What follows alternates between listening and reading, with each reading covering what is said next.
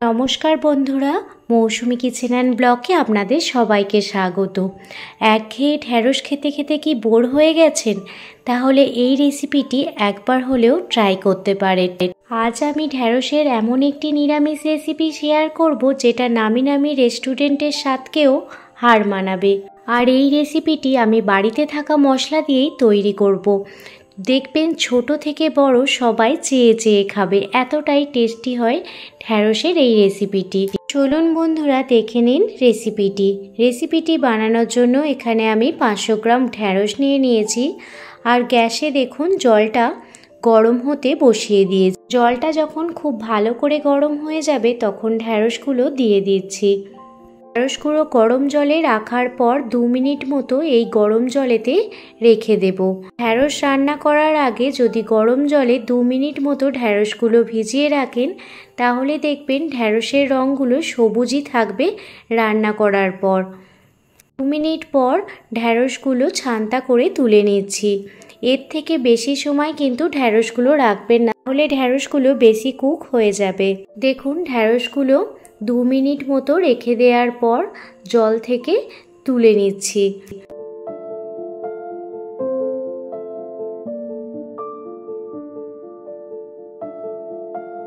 সমস্ত ঢ্যাঁড়সগুলো জল থেকে তুলে নিয়েছি। এবার ঢ্যাঁড়সগুলো একটি পরিষ্কার কাপড়ে ভালোভাবে জলটা মুছে নেব, যাতে ভেন্ডি বা ঢ্যাঁড়সের গায়ে কোনো রকম জল না লেগে থাকে, কারণ জল লেগে থাকলে ভেন্ডিগুলো কাটার সময় পিচ্ছিল পদার্থ বের হবে। ঢ্যাঁড়সগুলো খুব ভালো করে কাপড়ে মুছে নিয়েছি। এবার ঢ্যাঁড়সগুলো কেটে নেব। দেখুন আমি এখানে চপিং বোর্ড নিয়েছি আর চপিং বোর্ডেতে একটি একটি করে ভেন্ডি বা ঢ্যাঁড়স কেটে নিয়েছি। সামনের দিক আর পিছনের দিক বাদ দিয়ে মাঝখান থেকে কেটে নিচ্ছি। আর যে ঢ্যাঁড়সগুলো ছোট সেগুলো গোটাই রেখে দিচ্ছি। ঢ্যাঁড়সের এই রেসিপিটি এতটাই সুস্বাদু হয়, লুচি, রুটি, পরোটা কিংবা ভাত সবের সাথেই খেতে অসাধারণ লাগে। একবার হলেও বাড়িতে ট্রাই করার অনুরোধ রইল। সমস্ত ঢ্যাঁড়সগুলো কেটে নিয়েছি, কেটে একটি প্লেটে উঠিয়ে নিয়েছি। আর আমি একটি মশলা তৈরি করব। তার জন্য একটি বাটিতে 1 চামচ পরিমাণ হলুদ গুঁড়ো, 1/2 চামচ কাশ্মীরি লাল লঙ্কার গুঁড়ো, 1 চামচ পরিমাণ ধনে জিরে গুঁড়ো আর 1 চামচ আমচুর পাউডার আর স্বাদ মতো লবণ আর সামান্য পরিমাণে চিনি দিয়ে দিচ্ছি। আর তার সঙ্গে দিয়ে দিচ্ছি কাসুরি মেথি। কাসুরি মেথিটা হাতেতে সামান্য ডলে দিয়ে দিচ্ছি যাতে সেন্টটা খুব ভালো আসে। এই কাসুরি মেথি দেওয়ার ফলে এই রান্নাটির টেস্ট আরও দ্বিগুণ বেড়ে যায়।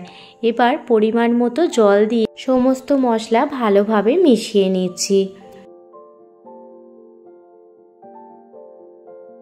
সমস্ত মশলা ভালোভাবে মিশিয়ে নেওয়ার পর অন্যদিকে কেটে রাখা ভেন্ডির মধ্যে হলুদ গুঁড়ো, স্বাদ মতো লবণ আর কাশ্মীরি লাল লঙ্কার গুঁড়ো দিয়ে দিলাম। আর তার সঙ্গে দিলাম 1.5 চামচ পরিমাণে বেসন।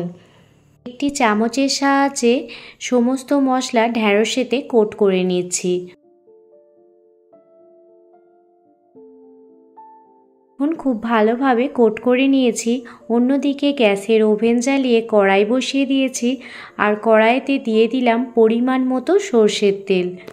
তেল ভালোভাবে গরম হয়ে গেলে একে একে কোট করা ভেন্ডিগুলো দিয়ে দিচ্ছি। কোটিং করে রাখা ভেন্ডিগুলো গ্যাসের ফ্লেম লো টু মিডিয়ামে রেখে ভালোভাবে ভেজে নেব। 2 থেকে 3 মিনিট গ্যাসের ফ্লেম লো টু মিডিয়ামে রেখে ঢ্যাঁড়সগুলো ভেজে নেব।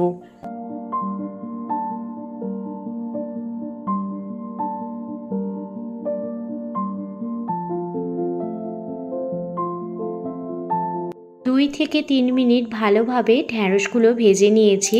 এবার ঢ্যাঁড়সগুলো একটি প্লেটে উঠিয়ে নেব।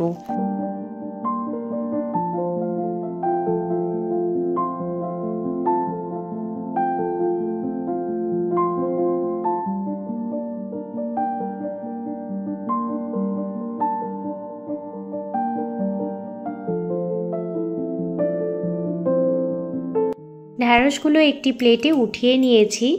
এবার ওই কড়াইয়ের মধ্যে আরও কিছুটা পরিমাণ সর্ষের তেল অ্যাড করে দিচ্ছি। সর্ষের তেল ভালোভাবে গরম হয়ে গেলে এর মধ্যে দিয়ে দিচ্ছি 1 চামচ পরিমাণে গোটা জিরে, একটি শুকনো লঙ্কা আর 2টো তেজপাতা। ফোড়নটা ভালোভাবে ভেজে নেব যতক্ষণ না সুগন্ধ বের হয়। সুগন্ধ বের হতে শুরু হলে এর মধ্যে দিয়ে দিচ্ছি একটি বড় সাইজের টমেটো। এই রান্নাটিতে টমেটোর পরিমাণ একটু বেশি দিলেই খেতে বেশি ভালো লাগে। টমেটো দিয়ে দেওয়ার পর এর মধ্যে দিয়ে দিচ্ছি 1 চামচ আদা লঙ্কা বাটা। টমেটো আর আদা খুব ভালোভাবে কষিয়ে নেব। টমেটো আদা মেল্ট হতে শুরু হয়েছে, তখন যে মশলাটা আমি প্রথমেই বানিয়ে নিয়েছিলাম সেই মশলাটি দিয়ে দিচ্ছি।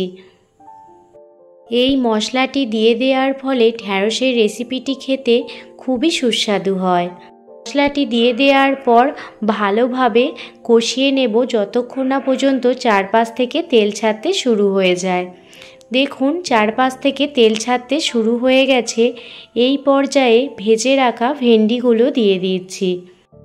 কম সময়ে সামান্য কিছু উপকরণ দিয়েই এই ঢ্যাঁড়সের রেসিপিটি তৈরি হয়ে যায়। একবার হলেও বানিয়ে দেখুন, আমি গ্যারান্টি দিয়ে বলতে পারি সবাই দেখবেন খুব পছন্দ করবে। মশলাটি থেকে যখন তেল ছাড়তে শুরু হয়ে গেছে তখন ভেজে রাখা ভেন্ডিগুলো দিয়ে দিলাম।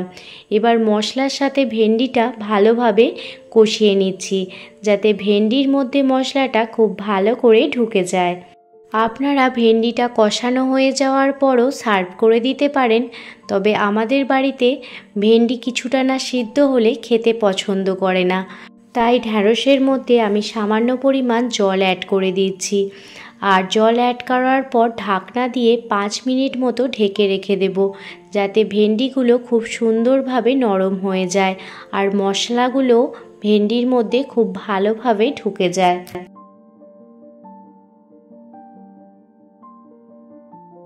5 মিনিট পর ফিরে এসেছি।